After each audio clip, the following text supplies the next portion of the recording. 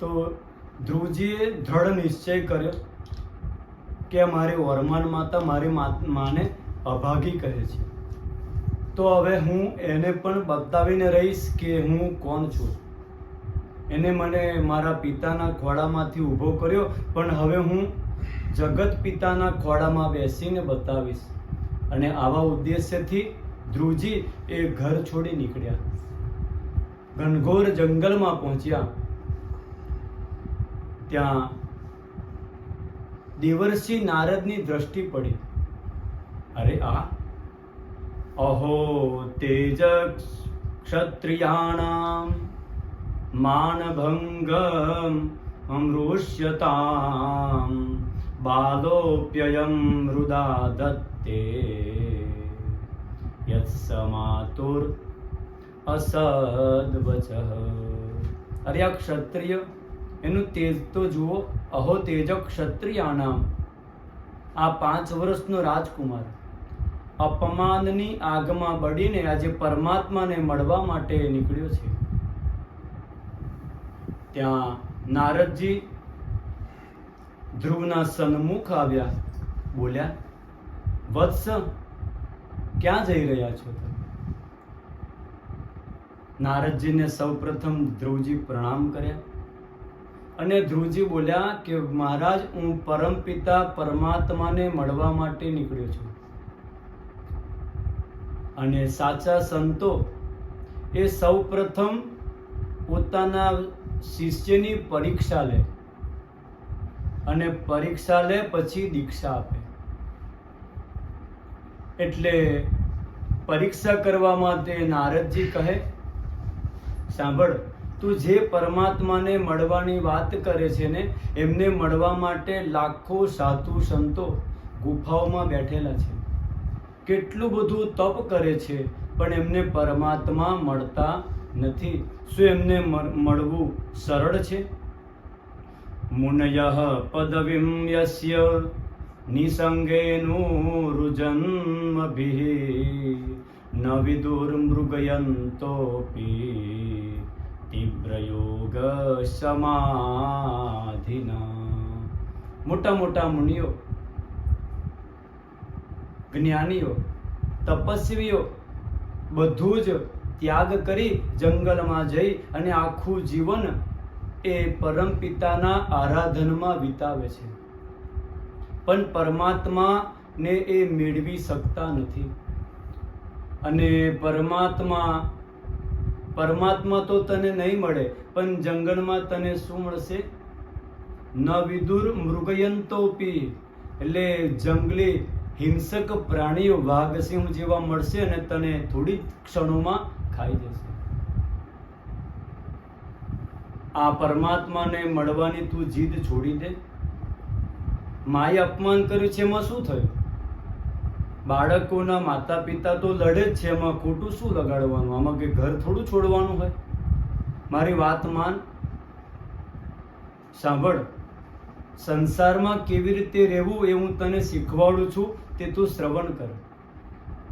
યસ્ય યદ દૈવ વિહિતમ શતેન તેન સુખ દુઃખયોઃ આત્માનં તોષયન દેહી તમસઃ પારમૃચ્છતિ. નારદજી આજે ધ્રુવજીને ઉત્તમ ઉપદેશ આપે કે સંસારમાં કેવી રીતે રહેવું. તો સંસારમાં જ્યારે કષ્ટ આવે, કોઈ આપણું અપમાન કરે, કોઈ પણ પ્રકારની આપણને પીડાની પ્રાપ્તિ થાય, તો સમજવું કે આપણે કંઈક પાપ કર્યું હશે.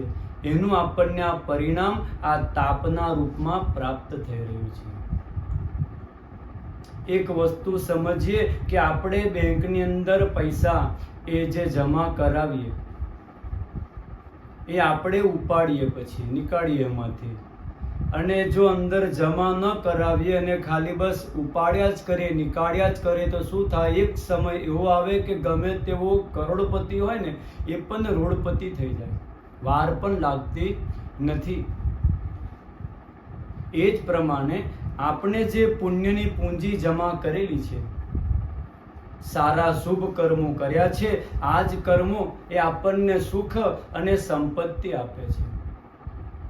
શુચિનામ શ્રીમતામ ગેહે યોગ ભ્રષ્ટો વિજાયતે.